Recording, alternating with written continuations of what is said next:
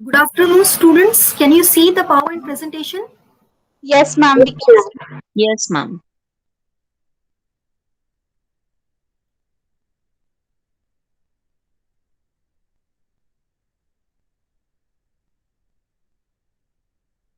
Good afternoon, students. Our today's topic is role of language in science communication.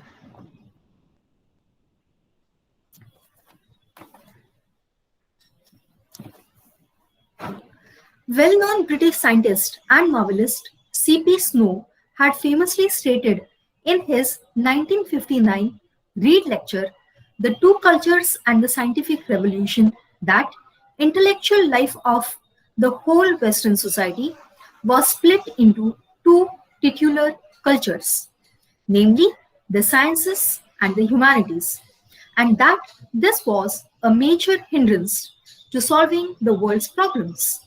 Since then, things have much improved in the West. But in India, even today, the split is very prominent. There is hardly any exchange of ideas among the scholars across the sciences and humanities. As a result, on one hand, we have high tech scientific research going on in top institutes like BARC, PIFR, IITs, etc. And on the other hand, majority of the Indians cut off from this intellectual upliftment lack the basic scientific temper and fall easy prey to various superstitions. So, it is the need of the day to bridge this gap between science and common people. The best way to do this is through science communication.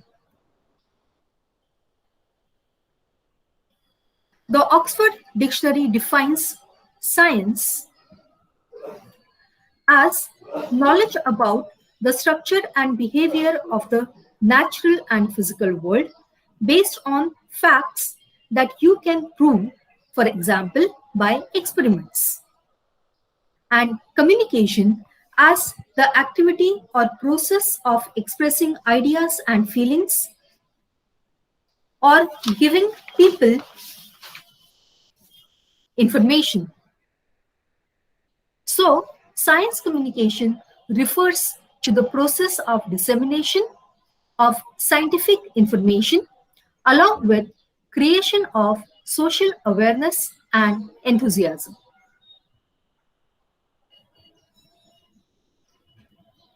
The main objectives of science communication are as follows: to familiarize basic concepts of science to general public, to popularize scientific method among lay people, to disseminate information regarding latest updates in science and technology, to eradicate superstitions, anti-social beliefs and evil practices, to inculcate scientific temper among common people, to promote science and technology for the betterment of the society and progress of the nation.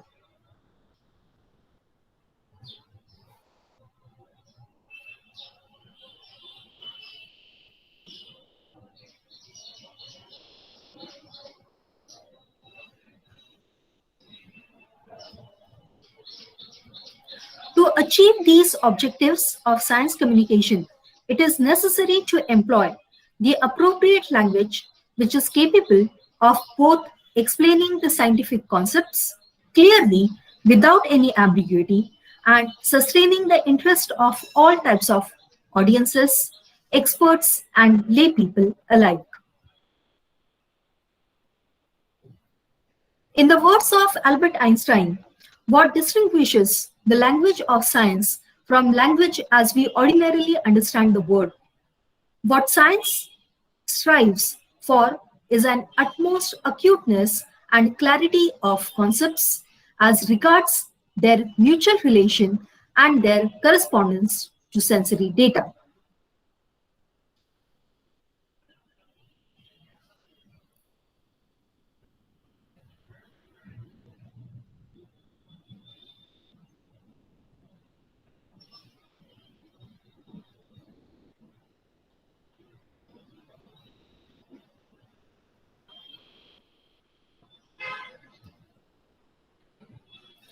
checklist for the proper use of language for science communication. Number one, use of formal, objective, and factual language. Number two, explanation of jargon. Number three, following the maxims of teaching. Number four, use of humor. Number five, employing storytelling technique. Number six, invoking appropriate emotions. Number seven, contextualizing the scientific discourse. Number eight, overcoming linguistic, psychological, and cultural barriers. And number nine, inspiring creativity. Please note down these points.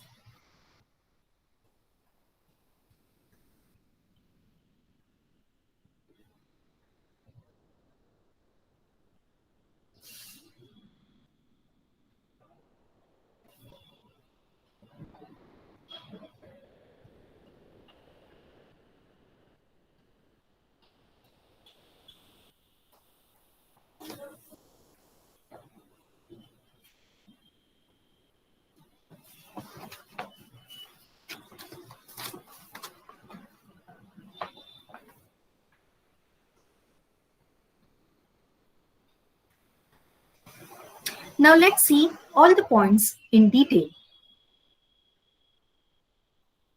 Use of formal, objective, and factual language.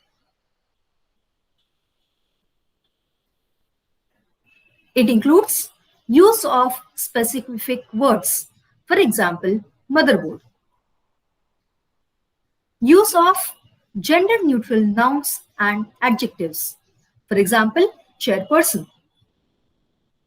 Use of third-person pronouns like one, he, she, it, and they. Use of plural forms of words for generalization. For example, human beings. Use of passive voice. For example, the experiment was conducted. And use of accurate figures. For example, 2579 or 64%.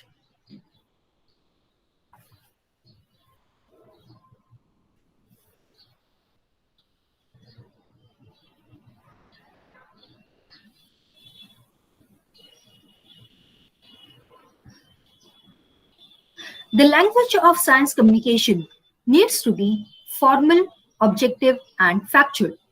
To understand what is objective, it is necessary to understand the process of meaning making, that is, encoding and decoding.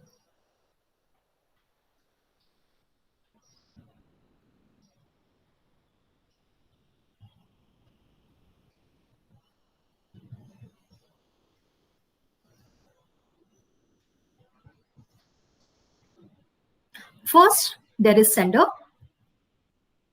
An idea comes to his mind and he encodes that idea into a message. Then he sends the message via medium and channel to the receiver. Receiver receives the message and decodes it. In reply to the message of the sender, the receiver encodes his message, that is known as feedback, and sends it through medium and channel to the sender, and sender decodes it. This process goes on forever, but there can be certain hindrances which are known as barriers to communication. So, this is the process of communication: encoding, message, medium and channel, decoding. Again, encoding, medium and channel, decoding. sender, message, receiver, feedback.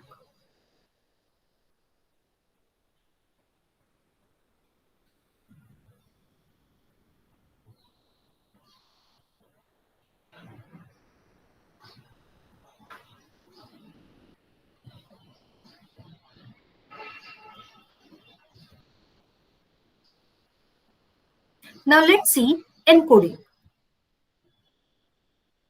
First, there is sender. An idea comes to his mind. He organizes that idea in words and executes in sentence. The words are mangoes, tree. He makes it in a sentence or a phrase, mangoes on tree, and it is either spoken or written. So you have sender, ideation, organization, execution, speech or writing. Please note down all the points.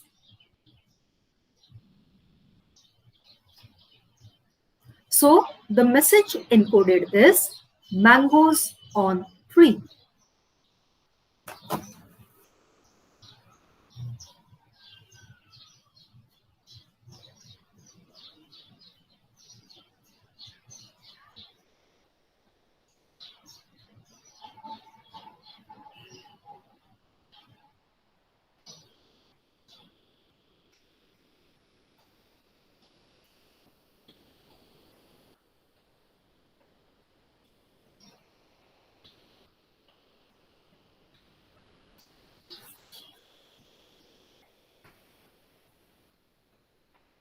Then we have decoding. It is the opposite of encoding process. So first, the receiver either listens or reads. Then he recognizes the words man goes on tree. Then each word is identified. Man goes on tree. And then it is understood. Okay, so you have listening or reading, recognition, identification, understanding, receiver. This is the process of decoding. Please note down all the points.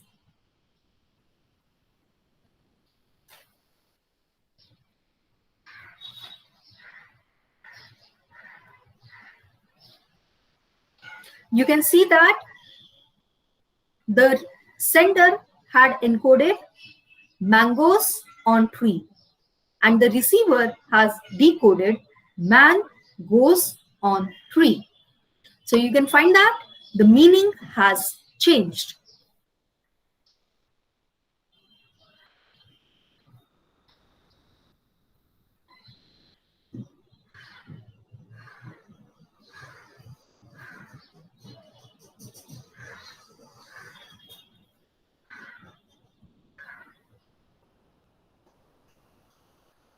Words in a language have two meanings, literal and metaphorical. Literal meaning is denotative as given in the dictionary. Metaphorical meaning, on the other hand, is connotative, carrying multiple meanings simultaneously. For instance, Mysore is a dry city. Here, the literal meaning of dry is arid climate. But metaphorically, it can also mean that there is a ban on alcohol in Mysore. To use objective language does not mean reducing meanings of words to their literal meanings, as language itself is metaphoric in nature, but rather being aware of the difference between literal and metaphoric meanings and assigning the appropriate one to the words given. For instance, the word cloud in cloud computing is metaphoric and cannot be reduced to its literal meaning. If one comprehends these nuances of meanings, he or she will similarly assign metaphoric meaning to Lord Ganesha's elephant head and not take it literally as an example of plastic surgery.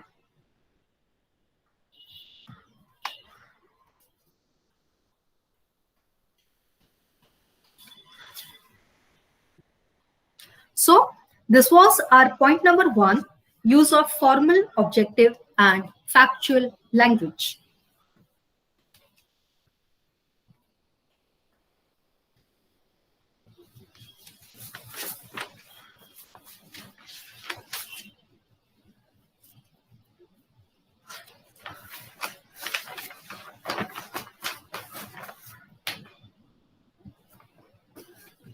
Our second point is explanation of jargon. Jargon means specialized vocabulary used by a professional group which is relatively unknown to the larger community and hence it must be explained right at the beginning. So here you can find the scientific jargon. The word dermatology, it is the branch of medicine that treats the disorders of skin, hair, nails, and adjacent mucous membranes. So, the scientific name is dermatology, but many times people say skin specialist. Similarly, neurology, it is the branch of medicine that treats the disorders pertaining to nerves and the nervous system. Gynecology, branch of medicine that cares for the female reproductive system and treats associated disorders. Ophthalmology, branch of medicine that provides comprehensive medical and surgical care of eyes. So you can call it eye specialist. And psychiatry, branch of medicine that deals with the mental health and its associated mental and physical ramifications. So what is done over here? Here, the term is explained in easy words.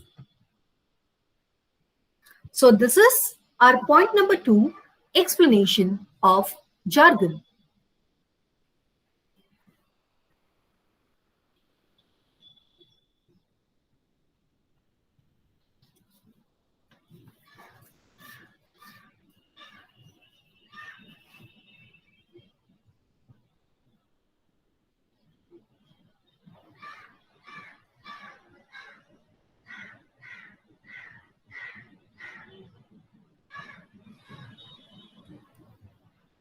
Our next point is following the maxims of teaching.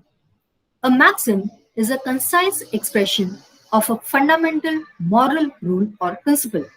The maxims of teaching aim at facilitating the process of learning by arousing the interest of learners and thereby securing their active involvement. So, the first maxim is from known to unknown.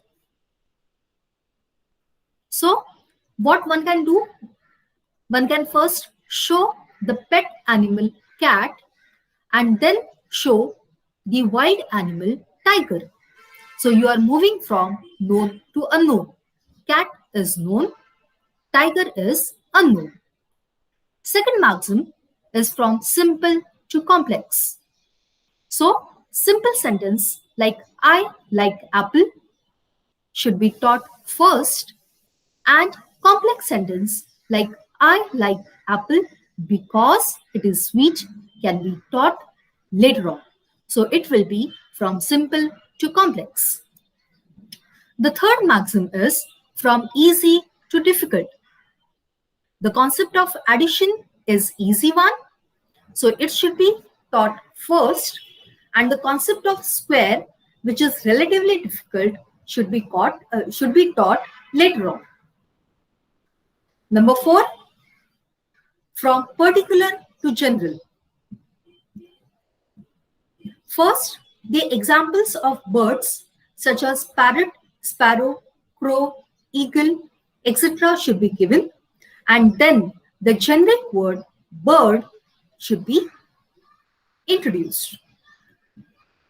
So, here are the four maxims of teaching: from known to unknown, from simple to complex, from easy to difficult, and from particular to general. Please note down these.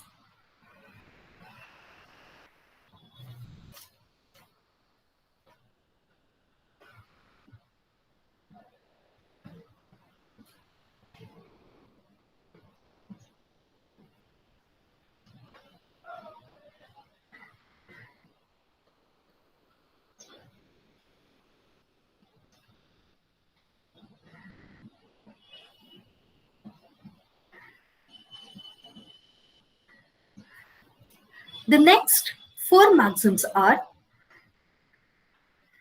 from whole to part.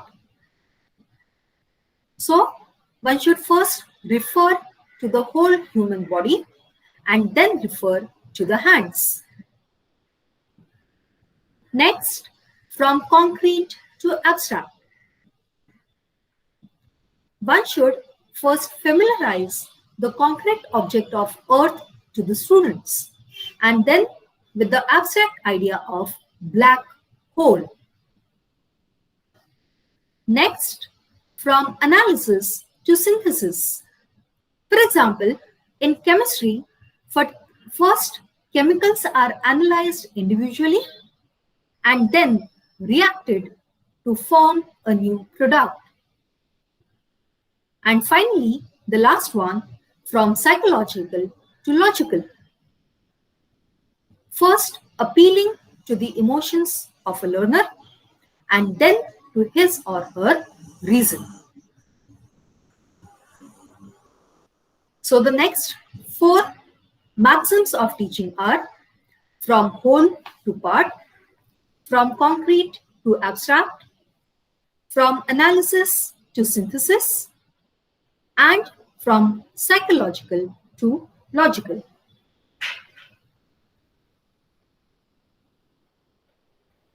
I hope you have noted down the main points.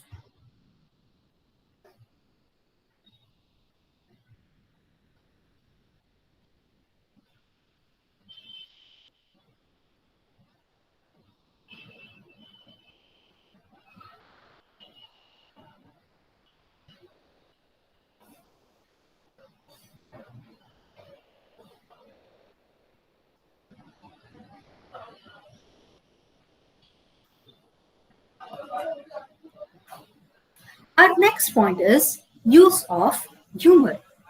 With its heavy jargon and objective, colorless language, science communication can easily become boring.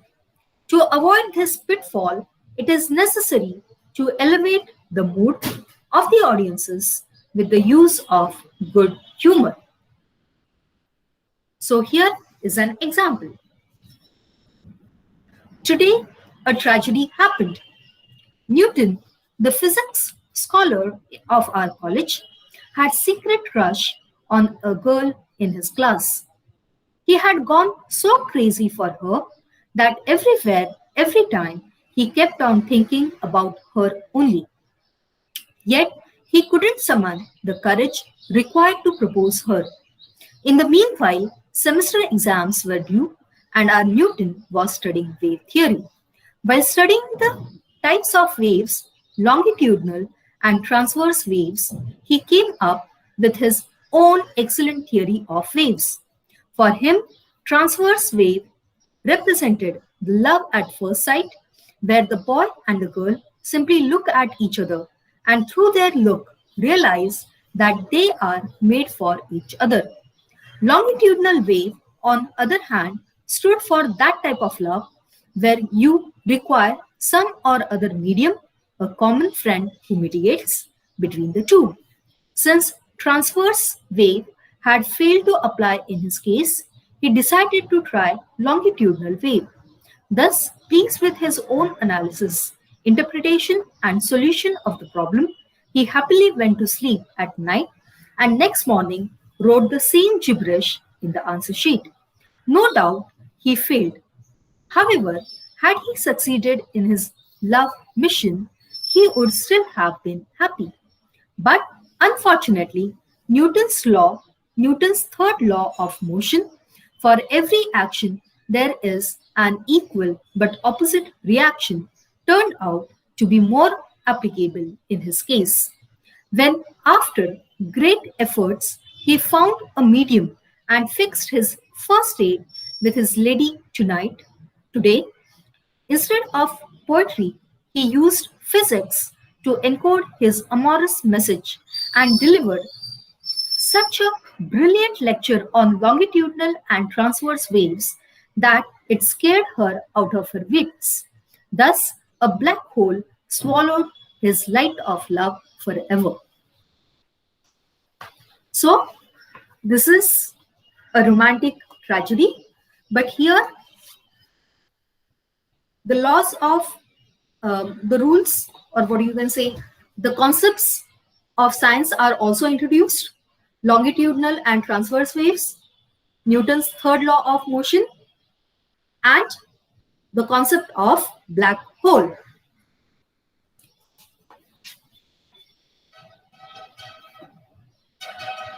Our next point is employing storytelling technique. Storytelling is a great art which benefits science as well.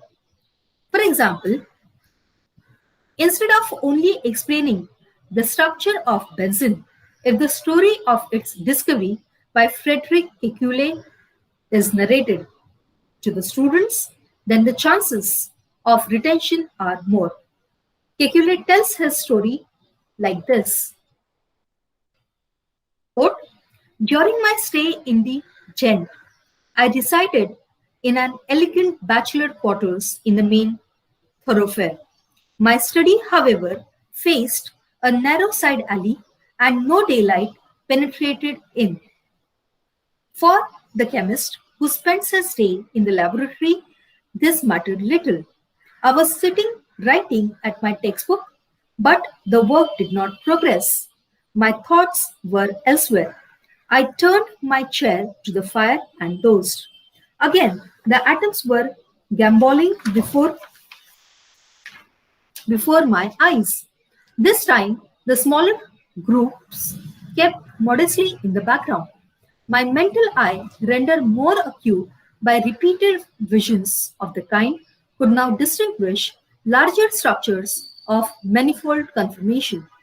Long rows, sometimes more closely fitted together, all twining and twisting in snake like motion.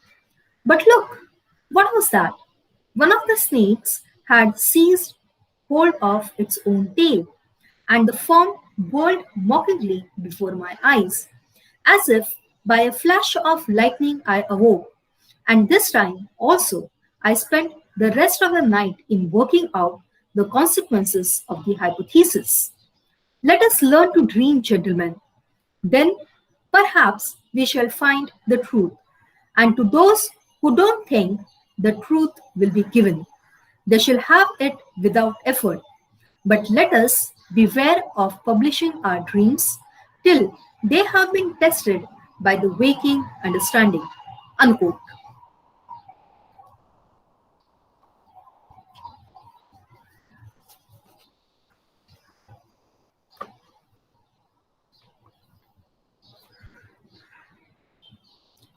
Our next point is invoking appropriate emotions. To sustain the interest of audiences, it is necessary to engage them logically as well as emotionally. The most appropriate emotion to invoke is awe or wonder. The audiences should feel mesmerized by the new discovery or the invention and their implications for daily life. Another emotion that needs to be engaged carefully is fear, especially in case of environmental sciences where adverse effects of so-called progress on ecology are discussed. The mere statement of facts cannot bring about desired effect. Instead, if emotive words invoking fear, such as alarm, horror, panic, nervousness, agitation, etc., are used, there are greater chances of change of mind on the part of the audiences.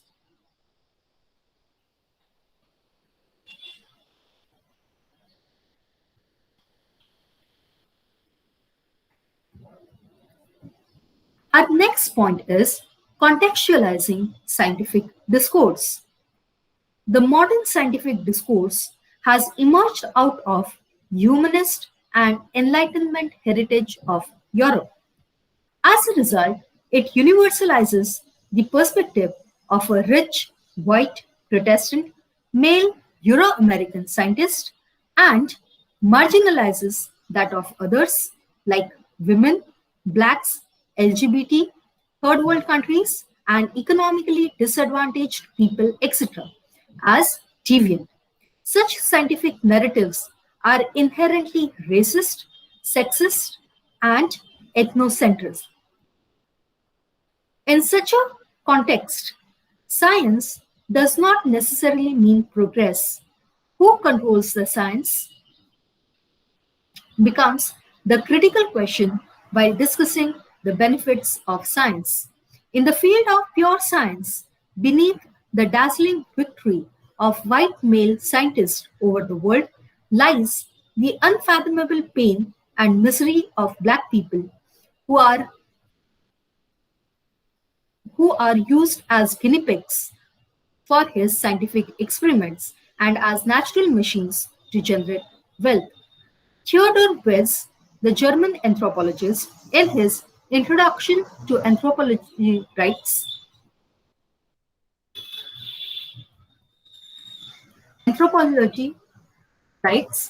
if there be various species of mankind, there must be a natural aristocracy among them, a dominant white species as opposed to the lower races, who, by their origin, are destined to serve the nobility of mankind and may be tamed, trained, and used like domestic animals or fattened or used for physiological and other experiments without any compulsion.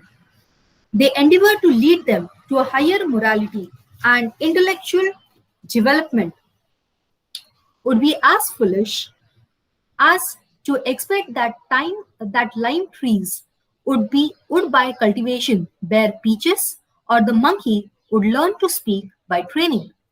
Wherever the lower races prove useless for the service of the white man, they must be abandoned to their savage state, it being their fate and natural destination. All wars of extermination, whenever the lower species are in the way of the white man, are fully justifiable. Thus, it is evident that slavery was an integral part of the Western scientific discourse, which on one hand promoted, quote, a trust in human reason as adequate to solve the crucial problems and to establish the essential norms in life, together with the belief that the application of reason was rapidly dissipating the darkness of superstitions, prejudice, and barbarity, was freeing humanity from its earlier reliance on mere authority and unexamined tradition, and had opened the prospect of progress towards a life in this world of universal peace and happiness. Unquote. But on the other hand, as Ania Lumba writes, quote, as a matter of fact, far from being an objective ideology free domain, modern Western science was deeply implicated in the construction of racist ways of thinking about human beings and differences among them. Western science developed both as an impulse to master the globe and by incorporating learning from as well as aggressively displacing other knowledge systems. Through the objectivity of observation, And science, European penetration into other lands is legitimized. Scientific discourse suggested that since the skin color of specific races did not change when their members moved to a new location, an idea which had been noted in Haeckel's late 16th century collection of voyages. Therefore, it was a biological and natural difference.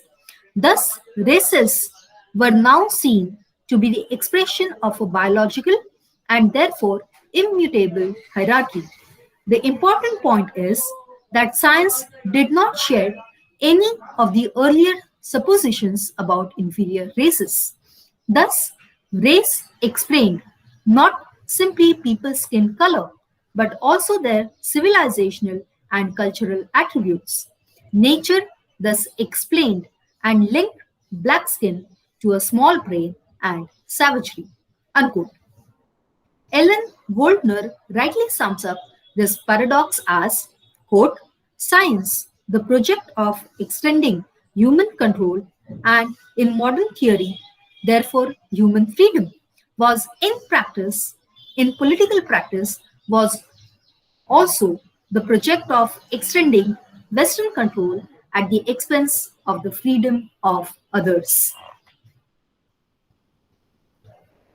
So this was the point contextualizing scientific discourse.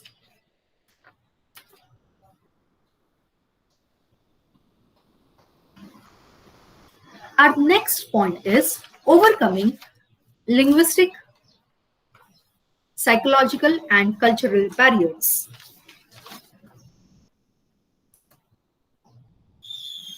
Barriers to communication refer to any type of obstruction or hindrance on the part of either sender or receiver that prevents the receiver from receiving and understanding the message properly. For example, bad telephone connection, faulty encoding, inattentive receiver, or poor understanding of the message due to prejudice, etc. The modern electronic revolution, the modern electronic communication technology has revolutionized the human life. Now, one can communicate live with thousands of people across the globe. As a result, time and distance have ceased to be the barriers to communication. However, a great number of people from diverse socio-economic, political, and cultural background are coming into contact with each other, and the chances of misunderstandings due to linguistic, psychological, and cultural barriers are increasing. For effective science communication, it is necessary to take into account these barriers and devise strategies to overcome them. So, we are going to see language barriers, psychological barriers, and cultural barriers.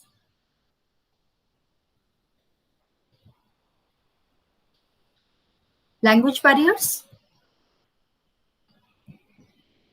The first barrier is no common language. For example, a Tamil speaker and a Spanish speaker communicate with each other and they don't have a common language. Then it is impossible for them to get across their message. Second one is faulty translation. Number three, use of jargon. Number four, regional accent. Number five, syntactical problem. Number six, wrong para language. Number seven, multiplicity of meanings. Number eight, verbalism. And number nine, information overload. Okay, so now one by one, we will see these language barriers. So I again repeat, no common language is the first language barrier. So if there is no language in common, what is required is translation. So here is an example. Lalu Prasad sent his biodata to apply for a post in Microsoft Corporation USA. A few days later, he got its reply. Lalu Prasad jumped with joy on receiving this reply. He arranged a press conference and declared, भाइयों और बहनों, आपको जानकर खुशी होगी कि हमको America में नौकरी मिल गई है। अब हम आप सबको अपना अपॉइंटमेंट लेटर पढ़कर सुनाऊंगा, पर लेटर अंग्रेजी में है, इसलिए साथ साथ हिंदी में ट्रांसलेट भी करूंगा। Everyone was delighted.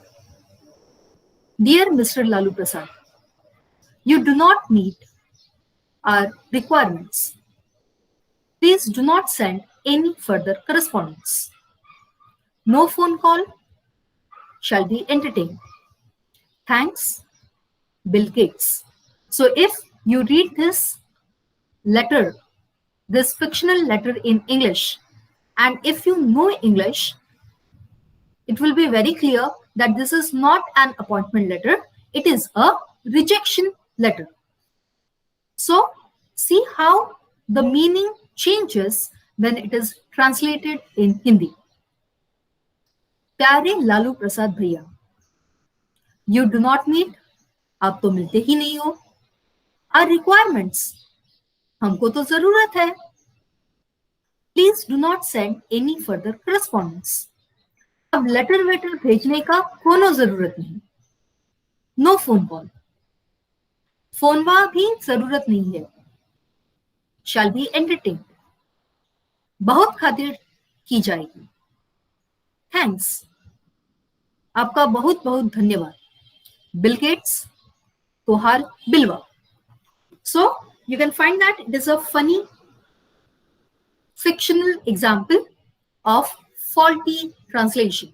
But many times in real life also, when certain things are translated, they become funny.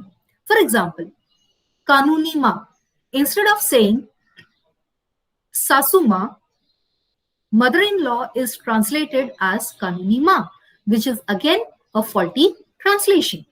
So the second barrier is faulty translation. Let's see the third one, use of jargon.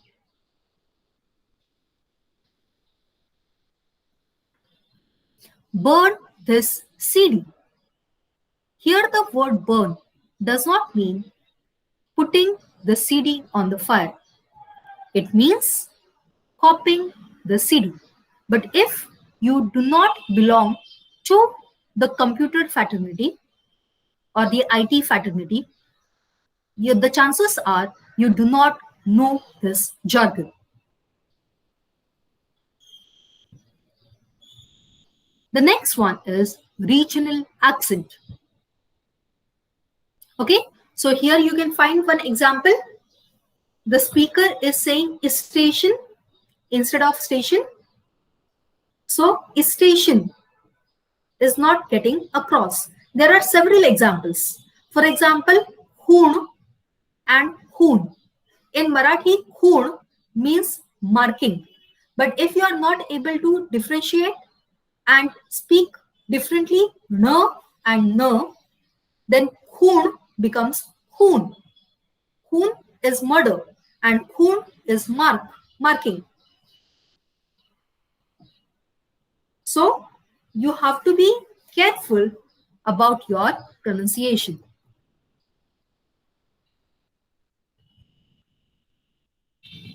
The next one is syntactical problem.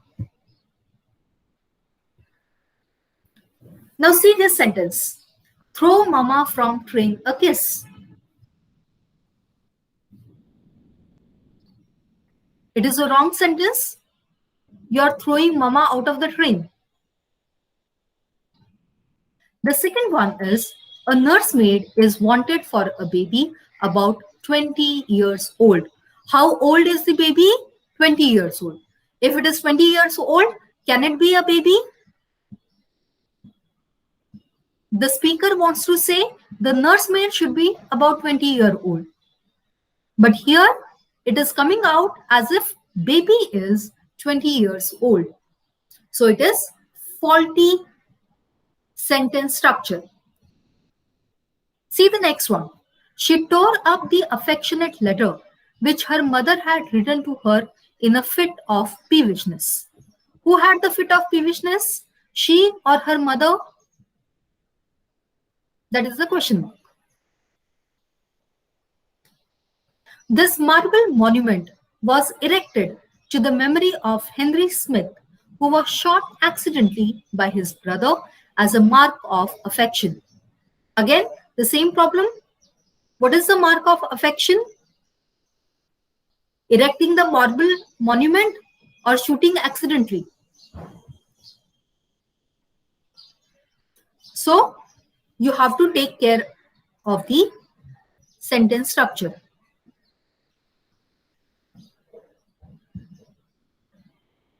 The next one is wrong paralanguage.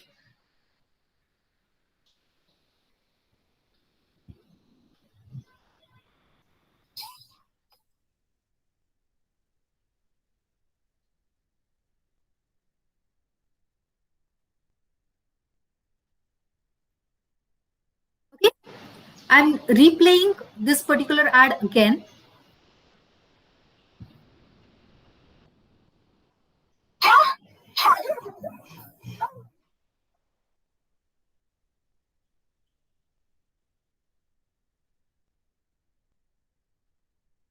Now see, the words are same in both the instances, but the paralanguage changes. In the first scene, she is angry. In the second scene, she is not angry. She is secretly happy. So it changes the meaning. So it is paralanguage. The next problem is multiplicity of meanings. Take the right turn. Now, right can mean either left or right, or it can mean right or wrong. Mysore is a dry city. We have already seen it. Dry can mean arid climate, or it can also mean a ban on alcohol. Examination is going on. Please do not pass. Now, this is a funny example. If you want to fail while you are appearing for the exam, the speaker wants to speak that the speaker means that examination is going on. So please do not pass in the corridor and disturb the students. But the way he speaks it, it appears that please fail in the exam. Next one. Husband says, I'm not finding my car keys. Wife says, it is in your jeans. Husband, exploding with anger, you better don't bring my family into it. Okay, so actually wife is giving the answer and very plain answer. Where are the keys? In the jeans. Jeans, trouser. But husband takes it as jeans, Gene, gene, which means hereditary. So the husband understands that the wife is mocking him. The habit of forgetting is in his genes. So it is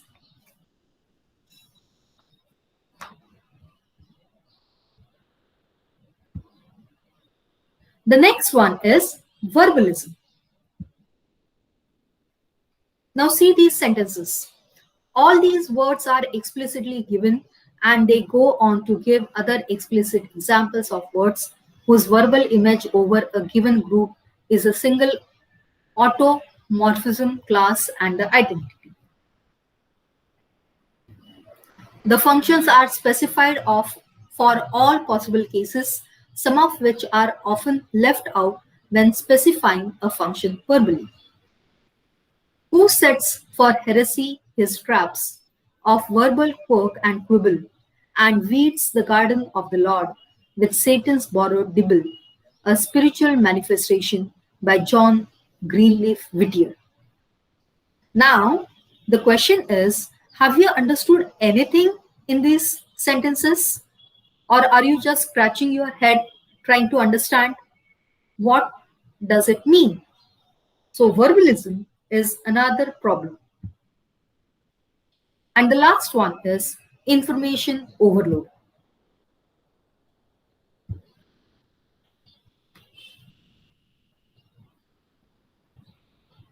Now see, so many points are given on one single slide.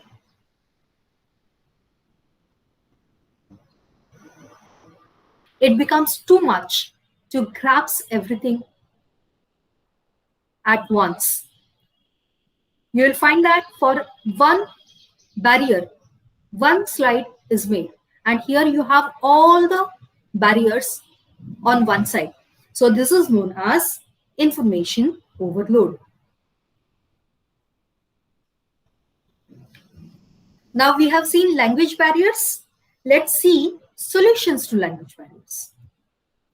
The first solution is to know common language.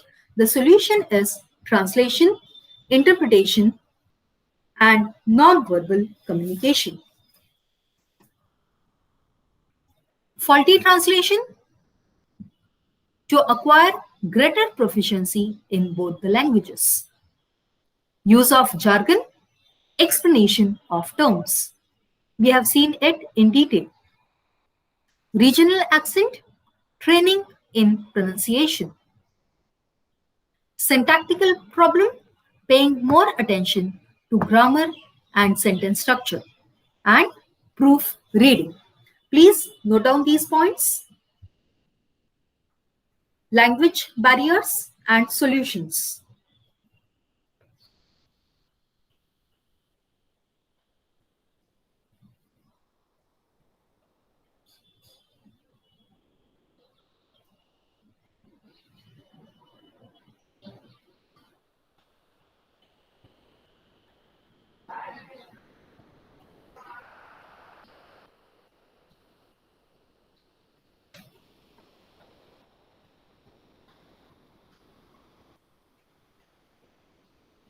Strong paralanguage, extra effort to understand the speaker, polishing one's own speech. On the part of the speaker, he should polish his speech. On the part of the receiver, he or she should put in extra effort to understand the speaker. Multiplicity of meanings, understanding different meanings of words and using language in context. Verbalism, using simple language and audio visual aid. And finally, information overload, to break up message in smaller units. Here you can find that as far as solutions are concerned, I have made 2 slides. I haven't put everything on one slide itself. It would have been information overload. So instead of one slide, there are 2 slides. So these are the solutions to language barriers. Now, in case of science communication in India, to reach out to various strata of the society, there should be maximum use of regional Indian languages whenever and wherever possible. For this purpose, it is also necessary to translate quality material on latest science and technology from English to Indian languages. So here we finish with the language barriers and move on to psychological barriers.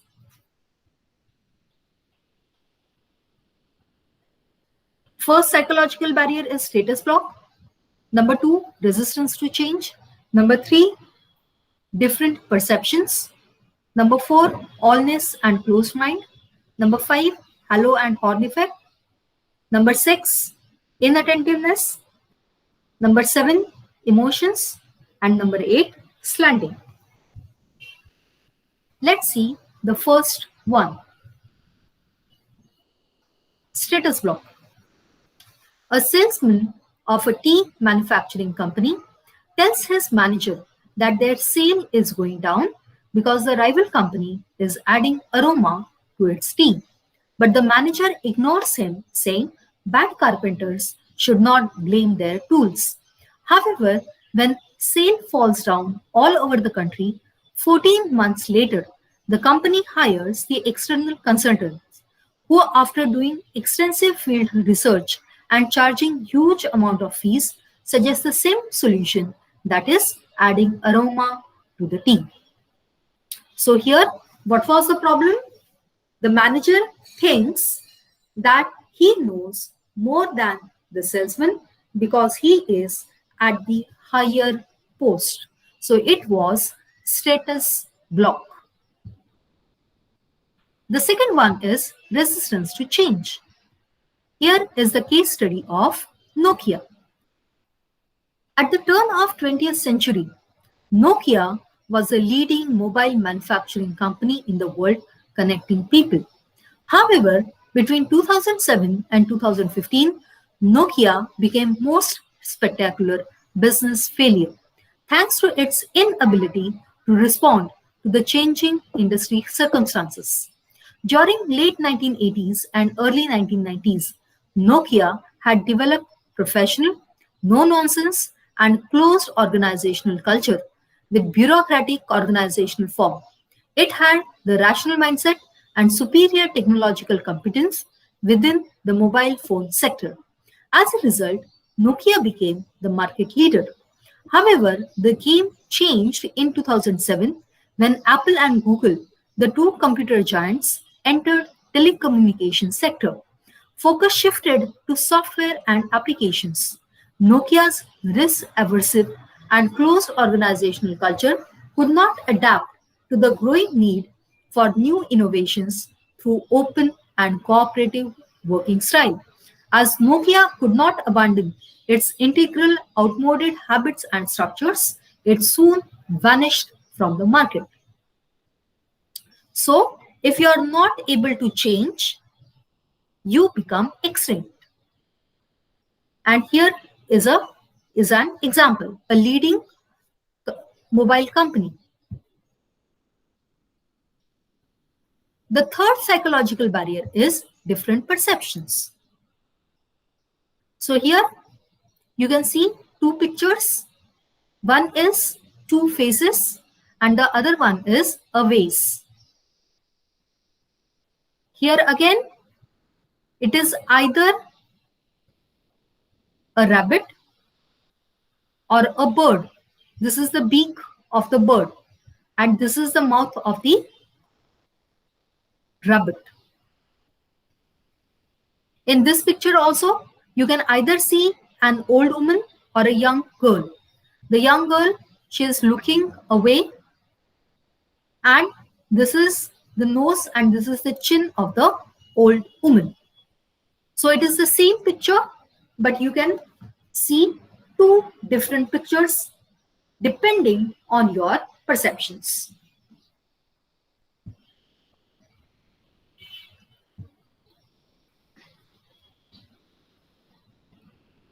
A closed mind is a tortured mind. You can't possibly be at peace if you are constantly judging and fighting everyone around you.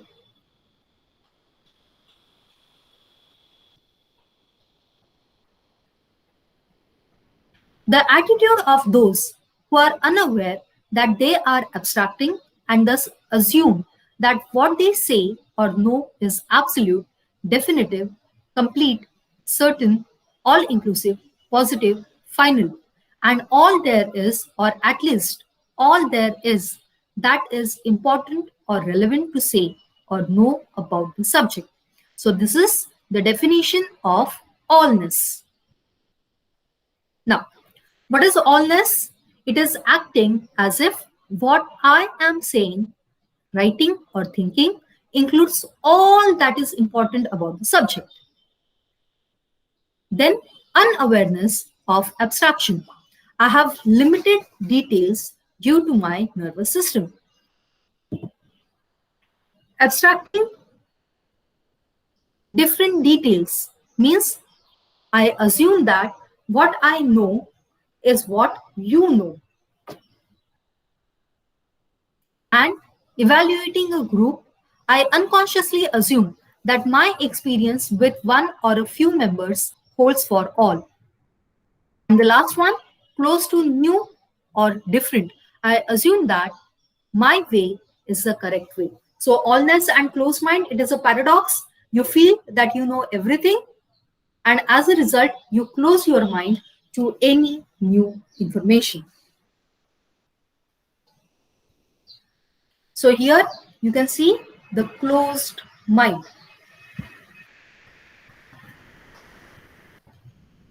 The next one is halo and horn effect.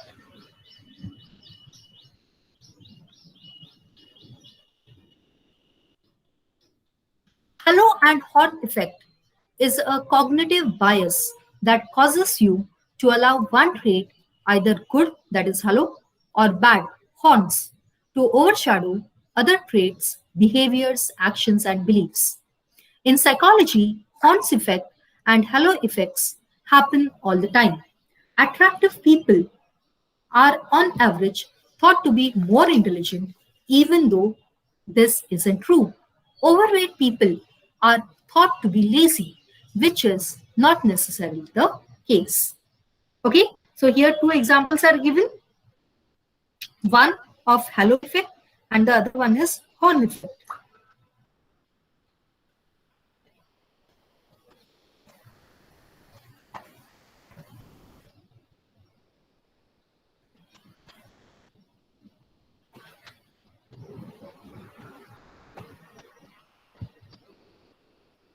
Next one is inattentiveness.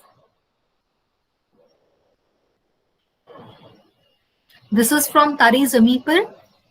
The boy is sitting at the dining table, but he is not paying any attention to whatever is happening around him, to his food. He is lost in his own world. So it is inattentiveness. The listeners might be present physically, but absent mentally. Then comes emotions.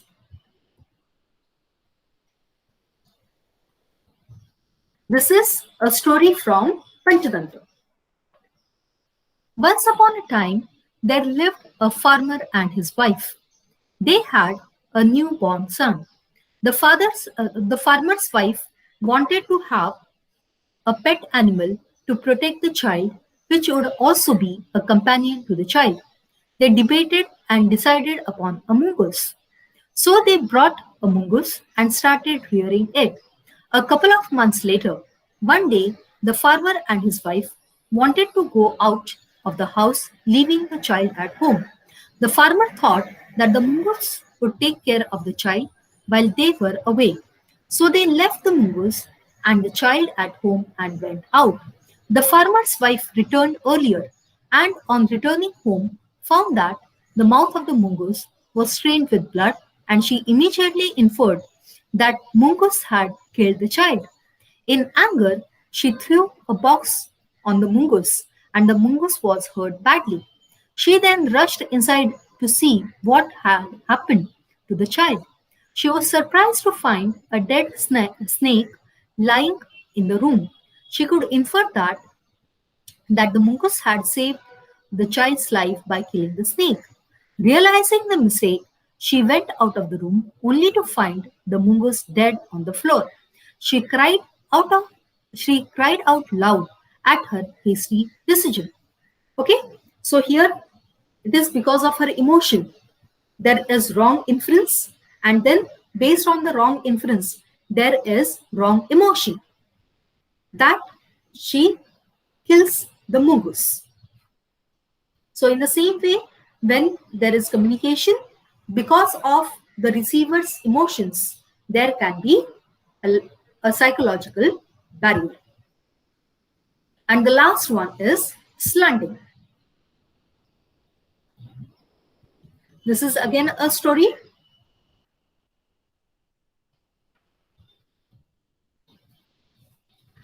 Himalaya के चरणों में एक खूबसूरत जंगल था। उसका नाम सुंदरबन था। उसमें तरह तरह की जड़ी बूटियां और पेड़ पौधे थे जो ऋषियों के बहुत काम आते थे। वहां पर बहने वाली नदियों में हमेशा मीठा और स्वादिष्ट पानी बहता था। उसे पीकर सभी प्राणियों और जानवरों को लगता था कि उन्हें अमृत मिल गया है। जंगल के पशु पक्षी साथ साथ मिलकर रहते थे। सब जानवर बहुत खुश थे। वहां एक मोर भी रहते रहता था जिसका नाम था रामू। रामू के पंख दूसरे मोरों से और भी खूबसूरत और कोमल थे। रामू के पिता एक शानदार नर्तक थे, तो सब लोग सोचते थे कि रामू भी बहुत अच्छा नाचता होगा। पर रामू को नाचना नहीं आता था। फिर भी उसको अपने पर बहुत घमंड था। इसलिए उसे लगा कि सबको सोचने दो कि उसको नाचना आता है। फिर जब होली का महीना आया, तो सब जानवरों ने होली मनाने की तैयारियां की। कार्यक्रम था कि होली मनाने के बाद सब जानवर एक कार्यक्रम प्रस्तुत करेंगे। बहुत मेहनत करके सब जानवरों ने एक मंच तैयार किया। जब होली का दिन आया, तो सब जानवरों ने खूब होली की। वहां पर जितने भी रंग थे, वे सब खत्म हो गए। फिर सब जानवर अपने अपने घर गए और स्नान करके मंच वाले स्थान पर वापस आए। सब जानवरों के होते हुए कार्यक्रम शुरू हुआ। होते पहले कोयल ने आकर एक बहुत सुंदर गाना गाया। फिर नागों ने आकर नाटक प्रस्तुत किया। आखिर में रामू मोर की बारी आई। रामू ने मंच पर आकर अपने रंग बिरंगे पंखों को फैलाकर कहा कि आप लोग तो अच्छी तरह से जानते हैं कि बारिश होने पर ही मैं अच्छी तरह से नाच सकता हूँ। उसकी यह बात सुनकर बारिश के भगवान यानी इंद्र ने यह सोचा कि रामू मोर कहता है कि वह बारिश के समय बहुत अच्छा नाचता है और मैं तो उसका नाच देखना चाहता हूँ। तो मैं रामू मोर के लिए बारिश करता हूँ ताकि वह नाचे और मैं ही नहीं सभी उसका नाच देख सके। इस प्रकार सोचने के बाद ही इंद्र की इच्छा अनुसार बारिश होने लगी। बारिश के होते ही सब जानवर बहुत खुश हो गए और रामू के नाच को देखने का उनका इंतजार खत्म हुआ। पर रामू ने उन सबसे कहा, अरे यह मंच यानी ये आंगन तो टेढ़ा है और मुझ जैसे महान नर्तक के लिए यह मंच उपयुक्त नहीं है। यह कहकर रामू मंच छोड़कर चला गया। सब जानवर इसके इस व्यवहार से चकित हो गए, पर एक बुद्धिमान उल्लू को समझ में आया कि रामू मोर को नाचना नहीं आता, इसलिए वह मंच या आंगन को टेढ़ा कर रहा है। इसलिए उसने खड़े होकर सब जानवरों से कहा, नाच न जाने आंगन टेढ़ा। सभी जानवरों को भी उल्लू की बात समझ में आई और कोई भी काम न आने पर हम सबके लिए आसान है कि हम दूसरे को दे देते हैं, यानी कि नाच न आने आंगन। So this is an example of slanting. Let's see solutions. Solutions to psychological barriers. Avoid being egoistic, rigid, and judgmental. Avoid being selective in attitude and behavior. As mentioned earlier, modern scientific discourse is inherently racist and sexist. It considers women inferior to men and blacks inferior to whites. So logically, white man is the most superior and black woman is most inferior, with white woman being superior to black man. Such an absurd logic creates and justifies an unequal society where there are privileges to some and sanctions on others. As a result, inherent prejudice in favor of white man's superiority goes unchallenged and into is refed into the system as biological imperative, ignoring the socio-economic, political, and cultural causes of underdevelopment of other disadvantaged groups. So, it is necessary to be vigilant that no stereotyping, prejudice, or discrimination is passed on as scientific in science communication. One also needs to acknowledge the fact that marginalized groups like women, blacks, LGBT, third world countries, and economically disadvantaged people who are otherized by the so called objective science as aliens are as much the valued subjects of scientific discourse as the conventional rich white male scientist.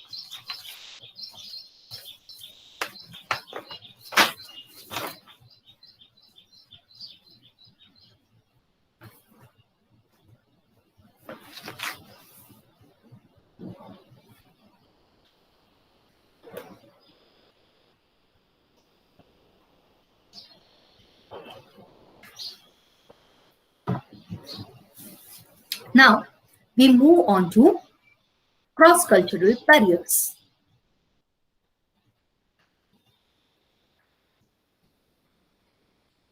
Now see, here is ethnocentrism. How do I get to the other side? You are on the other side. So you can see the difference. So there are differences in views of time, views of space, dress and behavior, decision making, and ethnocentrism. So these are cross-cultural barriers, barriers which are caused because of culture. So let's see the first one.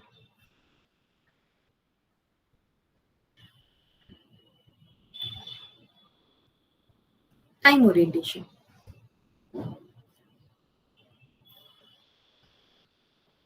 It is a cultural or national preference towards past, present, or future thinking.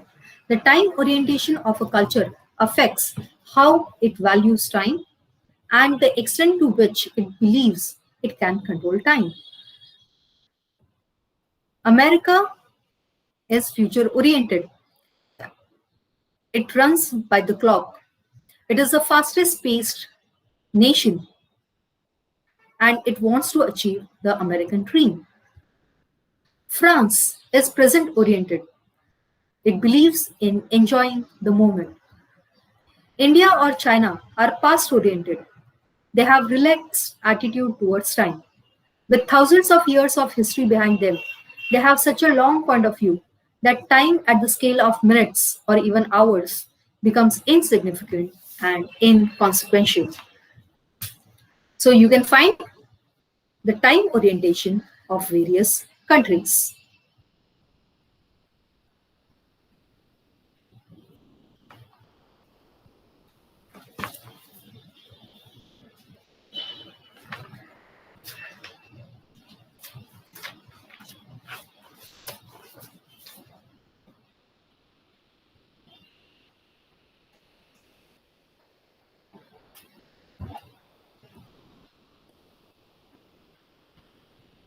Then space orientation.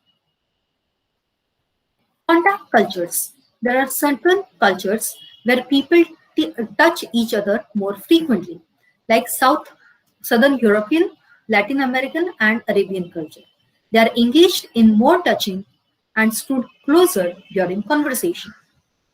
There are non-contact cultures, such as Northern Europe, North America, and parts of Asia. They are standoffish. There is standoffish preference for large bubble of personal space around one body.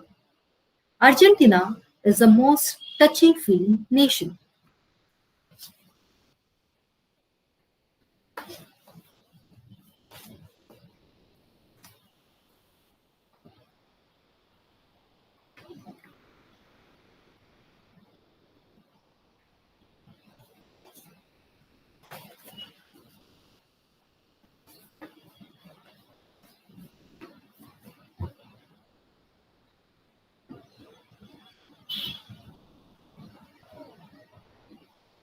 The next one is dress and behavior. You can find the dresses, how the dresses differ across the culture. Same way, the method of greeting also differs. In Western cultures, you do handshake. When you meet someone, you shake the hands. In Arabian cultures, they say salam. In case of India, namaste. In case of China, Japan, you bow down. So there is difference of dress and behavior.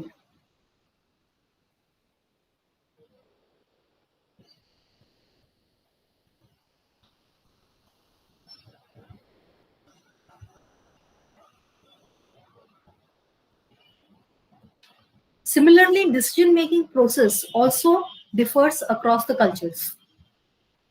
In Western culture, there is analytical thinking. In Eastern culture, there is more holistic approach. You don't depend only on analysis, but you use synthesis as well. US individuals can challenge authority. Germany, individuals are prepared to take responsibility for the choices they make. Sweden, consensual decision by all takes a very long time. China is mostly conservative. Confucianism teaches that individuals should maintain their place in the hierarchy to avoid chaos. And Arabs, they are risk averse and hierarchical. So these are the differences in decision making process.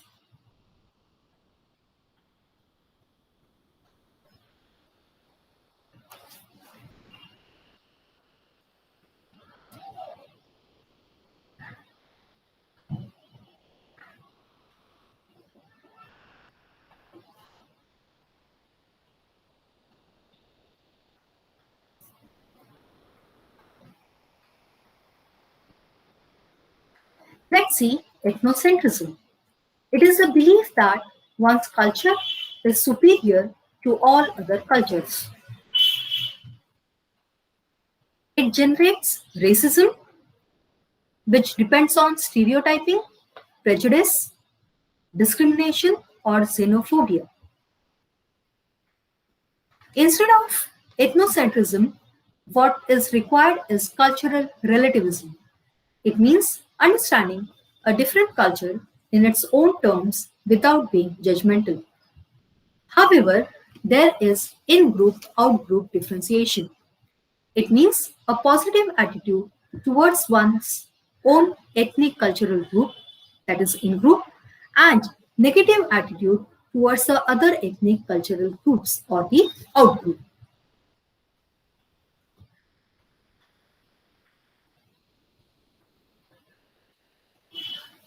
Please note down these points.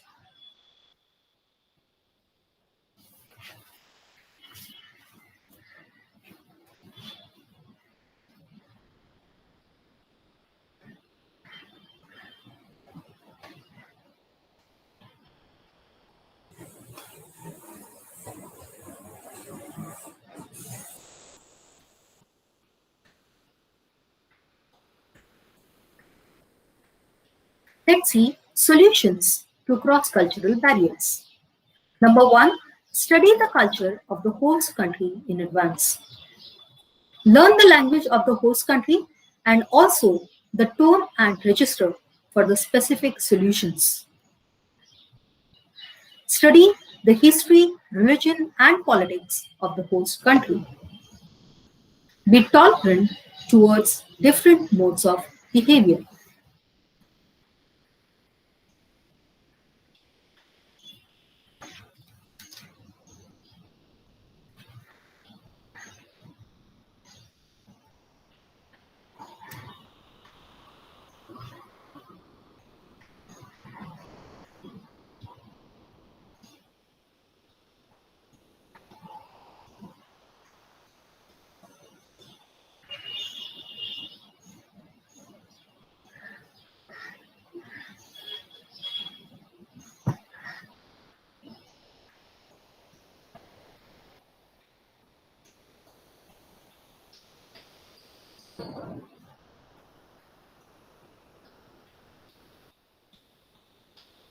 Though science is supposed to be universal in nature, science communication has to be culture specific.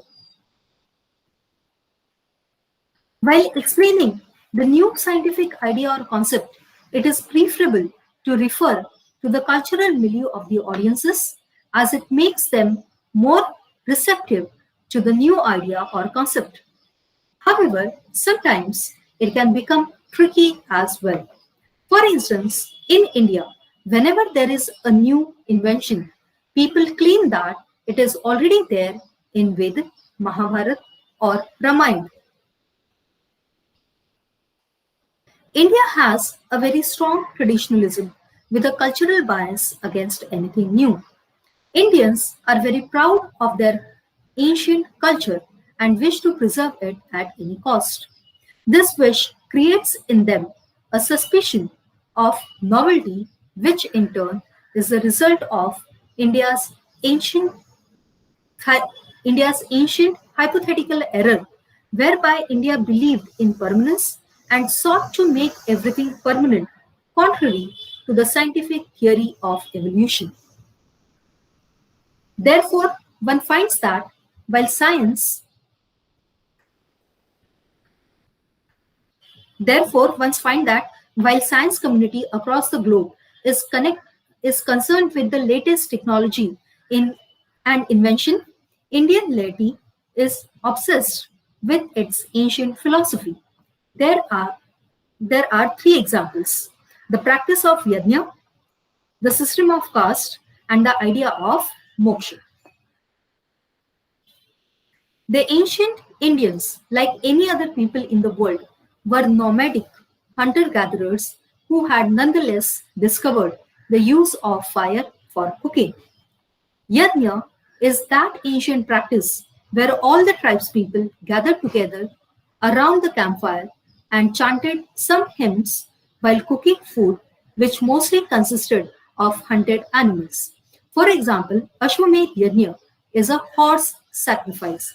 Their horse is cut, fried, roasted, and eaten. Rigved is a collection of such hymns. During this period, inbreeding was a norm, because of which the physical features repeated over generations. By conceptually linking cycles of seasons with the recurring physical features across generations, the philosophical concept of birth, death, rebirth was developed. Then, gradually, people progressed, invented agriculture, and came into contact with other tribes, resulting in intermarrying. This brought about transformation in food habits and cohabit. As the food habit shifted from non-vegetarianism to vegetarianism, gave way to puja, a practice of worshipping which made use of leaves, flowers, fruits, and other parts of the plants. Similarly, as inbreeding gave way to interbreeding, the awareness of having one and only one life instead of an eternal cycle of birth, death, rebirth dawned on people and created the new concept of moksha. However, now, as the physical features of offsprings varied a lot due to the larger pool of genes, it caused extreme anxiety among people who did not know the science of genetics. Hence, they put a ban on intermarriages and created caste system. To further, to further reassure themselves of permanence, they continued with the ritual of yajna alongside the ritual of puja and with the concept of cycle of death, birth, death, and rebirth alongside the concept of moksha.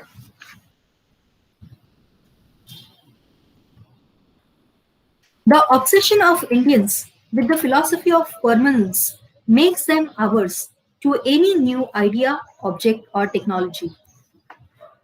However, the evolutionary science dictates that if you do not change and adapt to the changing environment, it becomes extinct.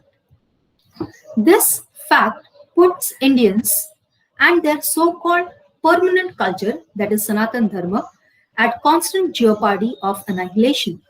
The pressure to adapt and the reluctance to do so creates a defense mechanism in the Indian mind whereby any new idea, object, or technology is adopted by misappropriation by misappropriating it as a part of ancient Indian culture. Thus, the becomes the precursor of Darwin's theory of evolution, and the elephant head of Lord Ganesh becomes an example of plastic surgery.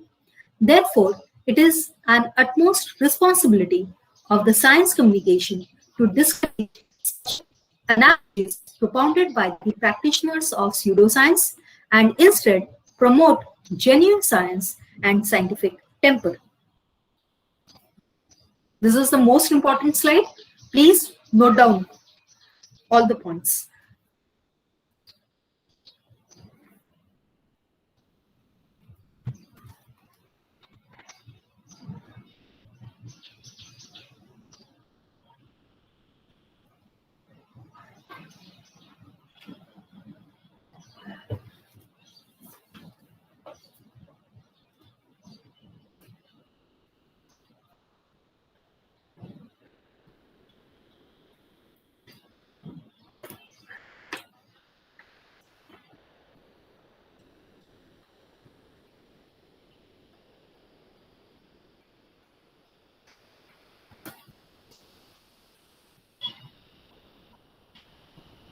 Now we come to the last point. Done, ma'am.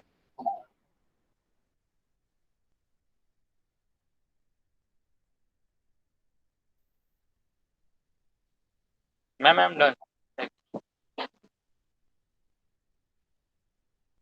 Now we come to the last point, that is inspiring creativity. Creativity is generally used in the context of arts, but it is an integral part of science, especially in research.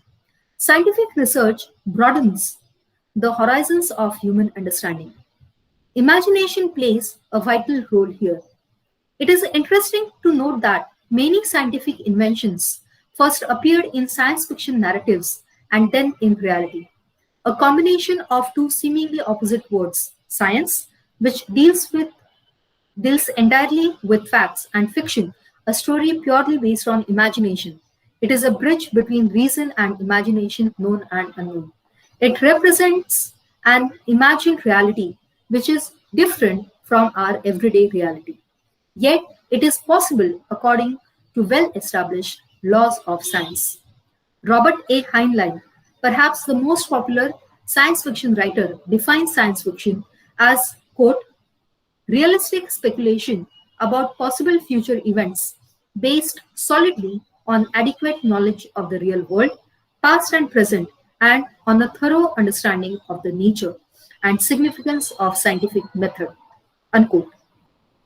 Accordingly, in his novel Rocket Ship Galileo, he envisioned a journey to the moon almost 20 years before it actually happened. Interestingly, almost 80% of the things that Heinlein had imagined turned out to be true. Apart from space travel, breakthrough ideas in computers, robotics, nanotechnology, biotechnology, cloning, warfare, etc., are forecasted correctly by science fiction writers before they are invented by the scientists. In fact, it is science fiction that consciously or unconsciously influences the scientist to think out of the box.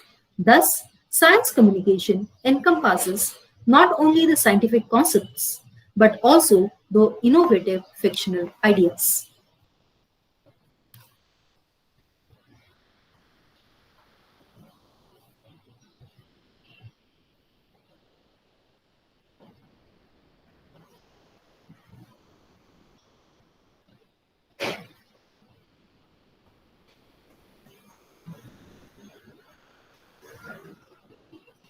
Conclusion. Science communication is not limited to experts. It is for common people. Einstein has famously said, quote, most of the fundamental ideas of science are essentially simple and may, as a rule, be expressed in a language comprehensible to everyone. Unquote. Though the language of science communication must be formal, objective, and fictional, it need not be boring. By using humor, employing storytelling technique, and inspiring creativity, it can be quite interesting. So, to conclude, one may say that the aim of science communication should be to enliven scientific temper with fun and to temper fun with scientific temper.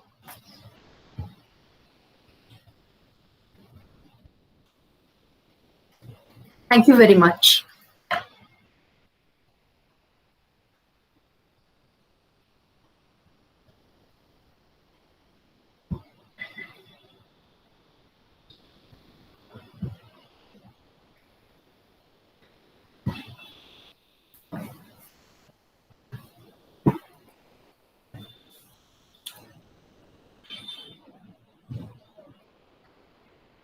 Yes, students, do you have any doubts?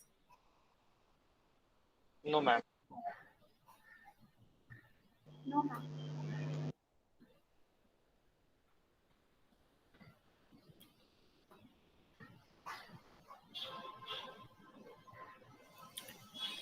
Jayaraman sir?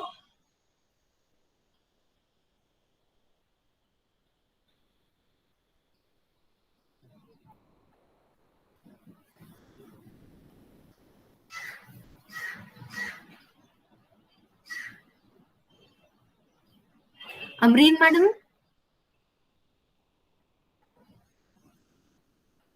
Ma'am Amreen, ma'am is, I think she left. She had some work. So what should we do? Should we wind up? Yes, that would be good. Yes, ma'am. If you have any doubt, you can ask me. Sure. Sure, ma'am. Okay, then we are ending the session. See Yes. you in the next one. Thank you, ma'am. Thank you Thank you, for your ma'am. time. Thank you, ma'am. And thank you very much for being patient listeners. Yes, ma'am.